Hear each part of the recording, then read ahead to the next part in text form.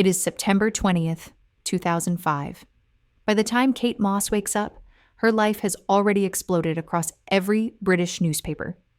Grainy photos show her bent over a table, a 20-pound note in hand, and the headline screams, "Cocaine Kate." Within 72 hours, multi-million-dollar contracts vanish, and the untouchable supermodel seems finished. But endings are rarely that simple. What seemed like a career destroyed became the blueprint for one of fashion's most astonishing comebacks. Want more stories like this? Subscribe to stay updated. Long before the flashing cameras and couture runways, Kate Moss was just a girl from Croydon, South London. Her world was ordinary. A working-class neighborhood, a barmaid mother, an airline clerk father, and the quiet tension of a family fractured by divorce. At 14, she thought she was too plain to be photographed. Hiding from cameras and stopping family photos altogether, modeling was the last thing on her mind until a chance encounter at JFK Airport changed everything. A woman approached her at the airport and asked, "Have you ever thought about modeling?" Kate, stunned, thought it was a joke. But Sarah Dukas, founder of Storm Model Management, was deadly serious. There was something in Kate's awkward teenage posture, the cheekbones that seemed to cut glass, the mix of vulnerability and indefinable presence. That moment, an ordinary Tuesday in 1988, set the wheels of fate in motion.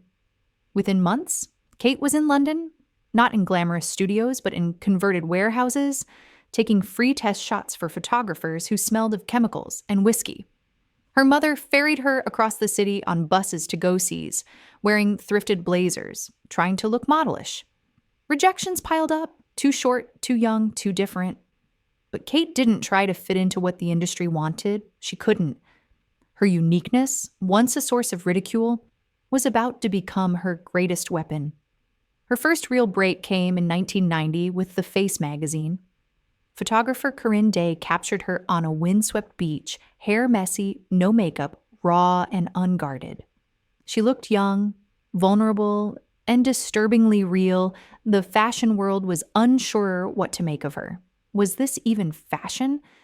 But young people understood immediately. Kate looked like them, their friend, their sister, someone tangible. Suddenly, photographers across London wanted to shoot the girl who didn't look like a conventional model. In 1992, the call that would redefine her career arrived. Calvin Klein wanted her for their Obsession campaign. At 18, she traveled to New York, expecting glamour. Instead, the shoot was intense, sexual, and intimidating, with Mark Wahlberg co-starring. She felt exposed, anxious, even broken at times. But she did it. The ads exploded globally, cementing Kate Moss as the face of the 90s. By the mid-1990s, Kate Moss wasn't just a model. She was a movement. The media coined the term heroin chic, attaching it to her pale skin, hollow cheekbones, and waif-like frame. It wasn't something she asked for, and she had never used heroin. Yet suddenly, Kate wasn't merely a model. She was a symbol of rebellion, danger, and moral panic. The fashion world loved it. Photographers, stylists, and magazines embraced the anti-glamour aesthetic, pushing skinny girls, grungy clothing, and stark, raw photography. Public outrage followed, but Kate stayed silent. In 1997, the controversy escalated to the highest level. President Bill Clinton condemned the fashion industry for promoting heroin chic. Though he never named Kate, everyone knew whose face had sparked 1,000 think pieces. Parents' groups protested, boycotts were organized, and magazines promised to use healthier models. The girl from Croydon was blamed for a cultural trend she hadn't created, a convenient scapegoat for society's fears. Kate Moss responded not with words, but with silence. No defensive interviews, no publicists spinning statements. She let the media construct the story while she quietly worked. Ironically, this restraint made her more desirable. Mystery became currency. By the end of the 90s, Kate wasn't just surviving the heroin chic scandal, she was transcending it. The lesson was clear. The world will tell your story, true or not, whether you like it or not. What matters is whether you give them more to write about. September 15th, 2005. Kate Moss was in a West London recording studio with her boyfriend, Pete Doherty, frontman of Baby Shambles. Friends, music, drinks. The night was ordinary for the scene. Then someone brought out cocaine. In a moment that would last barely a minute, Kate leaned over the table, rolled up a 20-pound note, and took 5 lines. She didn't notice who filmed it, and for her, it was just part of the environment she had long inhabited. 5 days later, the Daily Mirror splashed her face across the front page under the headline Cocaine Kate. Within hours, contracts vanished. H&M dropped her before lunch, Burberry by mid-afternoon, Chanel by evening. The untouchable supermodel had become radioactive. Kate didn't argue or defend herself. She packed a bag, kissed her daughter goodbye, and flew to the Meadows in Arizona. Unlike a celebrity spa, the Meadows was intense.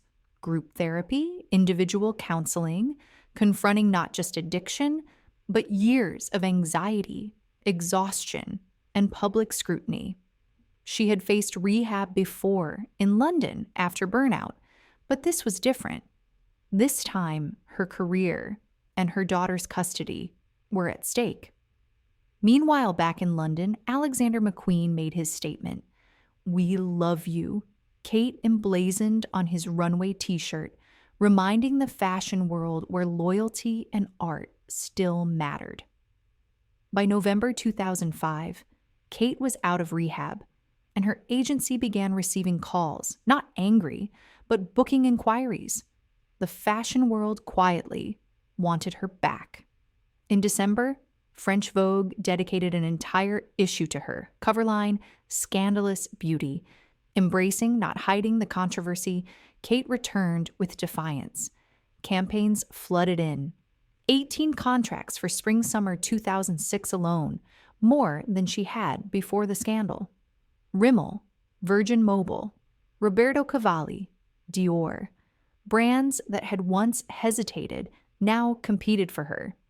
By June 2006, police cleared her of any charges, and by November, she was crowned Model of the Year at the British Fashion Awards. She had lost everything in 5 lines of cocaine and emerged stronger, scarier, untouchable in a new way. After her spectacular comeback, Kate Moss evolved beyond being just a model. The Topshop collaboration in 2007 sold out within hours, proving her influence extended far beyond the runway. She launched perfumes, contributed to British Vogue, and even started her own talent agency. Kate Moss was no longer simply the face of fashion. She had become a brand, a mogul whose name alone could sell products, campaigns, and ideas.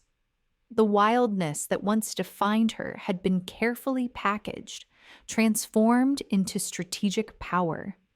The chaotic party nights of Primrose Hill, rock star boyfriends, and relentless tabloid attention gradually gave way to structure and stability. Kate still carried the edge that had made her iconic, but she built walls around herself, thick, deliberate boundaries that protected her and her family. The woman who had once stumbled through nightlife with a defiant laugh now navigated meetings, collaborations, and motherhood with precision. The contracts kept coming, but the stakes had changed. She could no longer afford to lose. Over time, Kate Moss became not just a survivor of scandal, but a master of her own legacy. Today, Kate Moss's influence extends to a new generation. Her daughter, Lila Moss, walks the same runways, appearing on magazine covers and continuing the family legacy. Fashion students study Kate's career as a masterclass in longevity and reinvention. From redefining beauty at 14 to surviving the heroin chic scandal and building herself back from nothing at 31, Kate Moss became more than a model. She became a symbol of resilience and adaptability. Yet survival came at a cost. To stay in the game, Kate had to reshape herself, temper the chaos that once defined her, and protect the one thing she could not afford to lose: her family. The wild, carefree girl of Primrose Hill transformed into a calculated, guarded icon. She didn't break, but parts of her once uninhibited self were left behind. Kate Moss won by any measure. She survived scandals that would have destroyed others, built an empire, and redefined what it means to endure in fashion. The real story isn't just her comeback. It's that to survive, Kate Moss had to stop being the Kate Moss everyone once knew, and yet she's still here, still working, still iconic.